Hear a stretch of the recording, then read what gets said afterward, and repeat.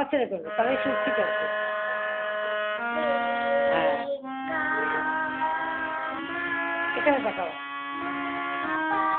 হচ্ছে না এখন এখান থেকে করো এখান থেকে করো এতক্ষণ ঠিক হয়েছিল আসলে মনটা একটু রেস্ট করে দেবে।